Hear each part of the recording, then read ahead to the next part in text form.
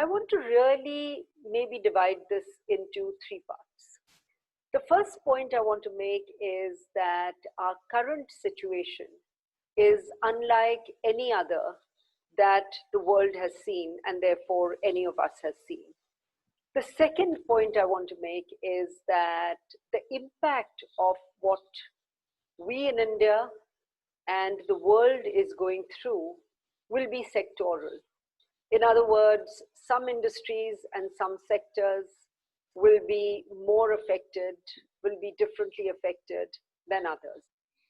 And the third is, and the most important, because, with the first two, we can't really do very much. It is an exogenous variable. We are not impacting it. Those variables are impacting us. But the last one is different, and it's very important because that is within our control. And that really is to do with managements and boards and individuals requiring new skills and competencies to deal with the situation that we are in. You have to be very agile and very nimble in terms of what needs to be done in the short term or what needs to be done in the immediate term. And even though it is COVID, and even though it is causing so much of disruption, one thing is certain: even this will end. We don't know when, we don't know how, but what we do know is that this will end. And this is a time for businesses to really be responsible, to not let the short term interfere with the long term. Now, I know, and I'm very aware that what I'm saying is not easy. Businesses have to generate money, businesses have to have cash flow, but certainly if businesses like yours give up on their employees, give up on their vendors, or give up hope, then it's going to be a very painful and a very expensive recovery for India. But I do believe this is the time when executives and the board have to get very focused on conserving cash, on conserving money, on being frugal.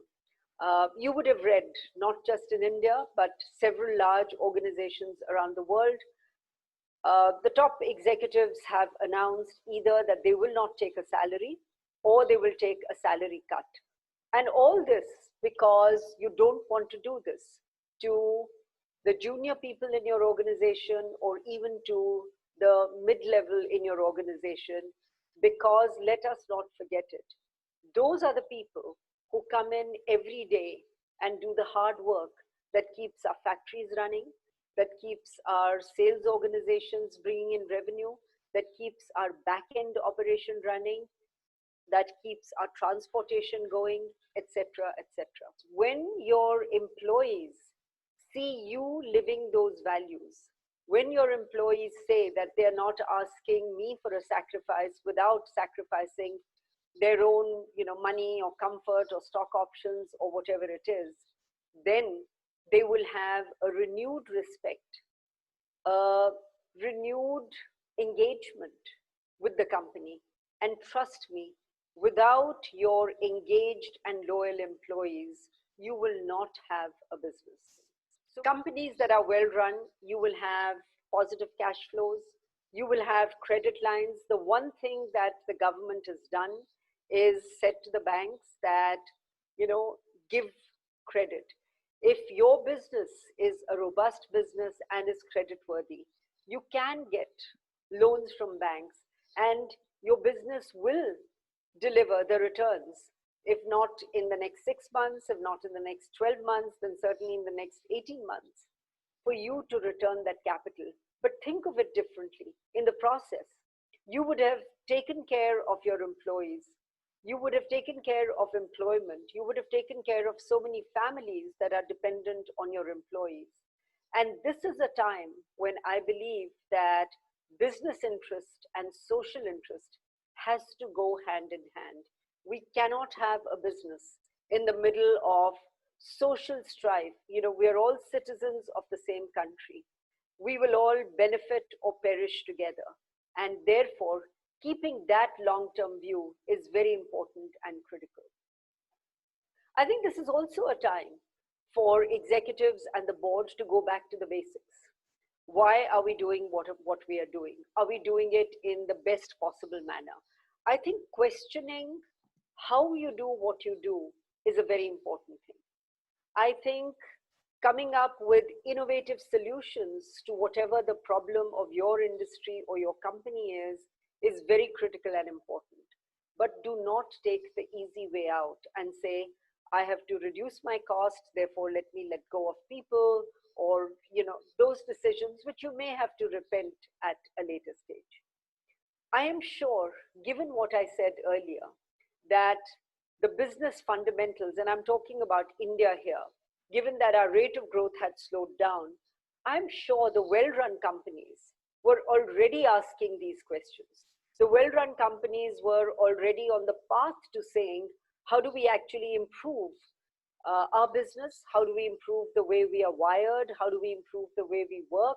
How do we improve our returns to our shareholders? So you may be ahead of the curve. Crises like these also separate, as they say, the men from the boys. They separate those companies with excellence from the very ordinary companies. And they separate the winners from the losers. So it is competitive, but it also is a test of the quality and the excellence that each of us brings to our organizations. Why do we feel that sacrificing some people is essential to saving our business? What are the other options that we have considered? Have we considered options like paying salaries in arrears, being transparent to all the people and saying, transparency means I share with you my problem.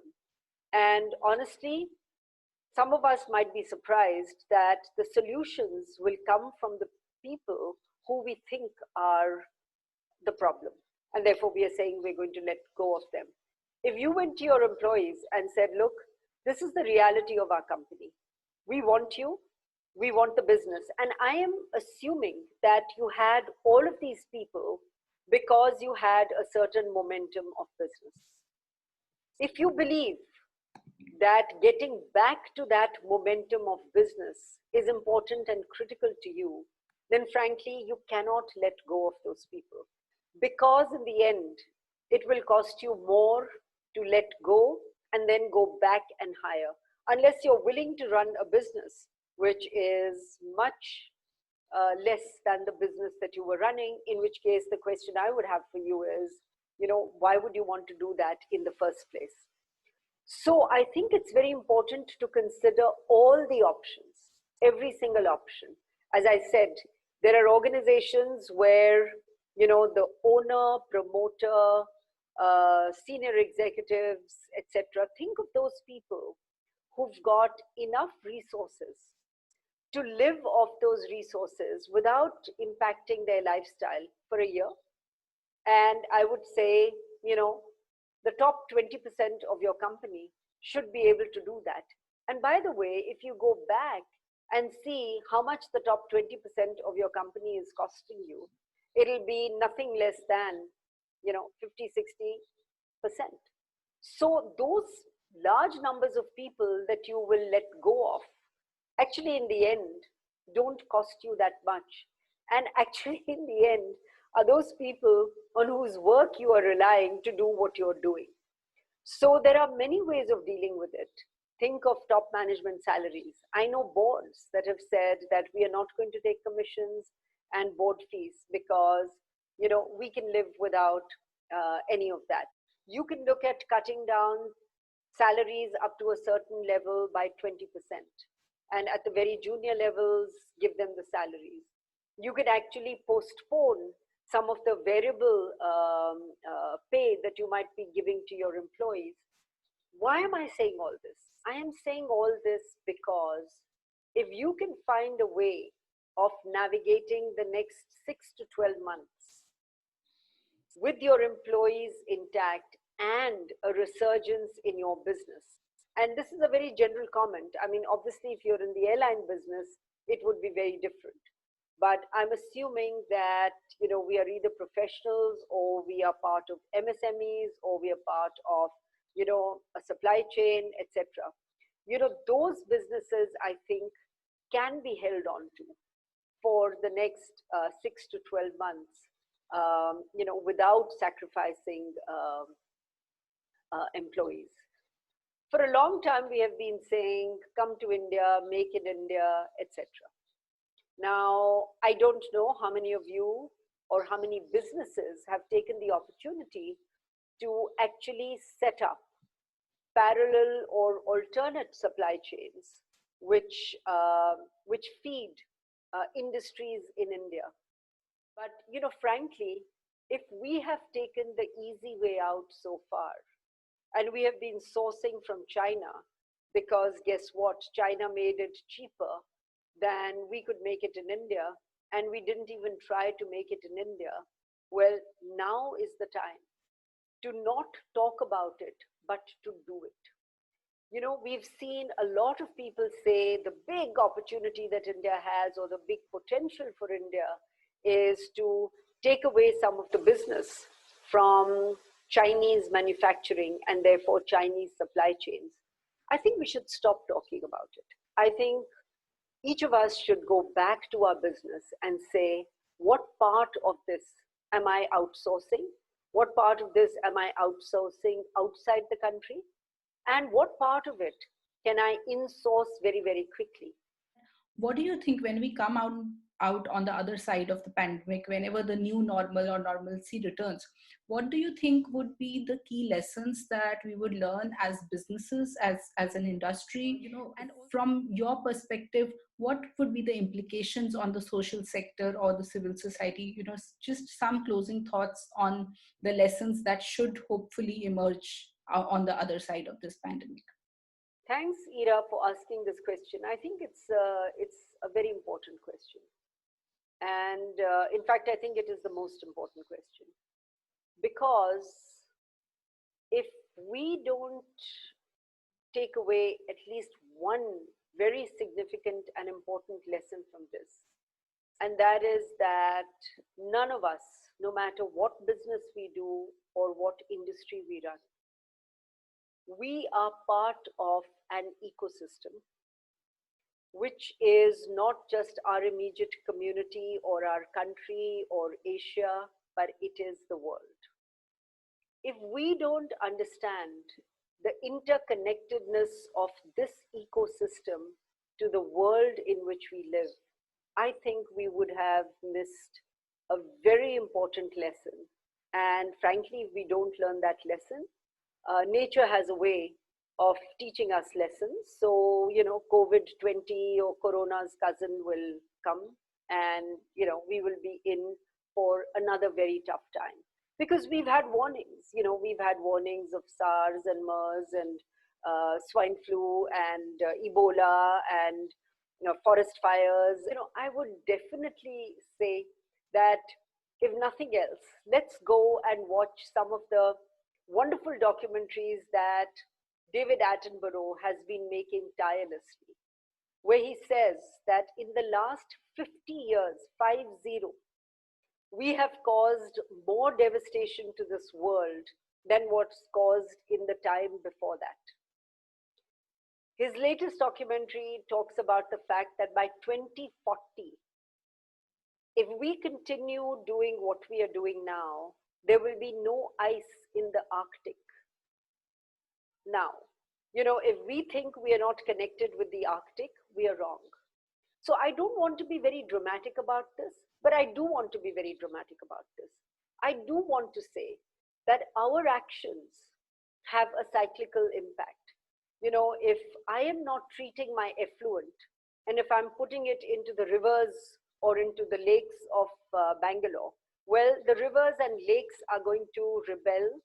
And the one thing is for certain, that those rivers and lakes will be around much longer than any of us are around. And I think as responsible business people, it is our, it is our duty And it is our core responsibility to actually create an environment which is self-sustaining, to create an environment which is regenerative, to create an environment which has plenty, and to create an environment in which the well-being of all, people, plants, trees, animals, birds, fish, etc., etc., is taken together as a whole.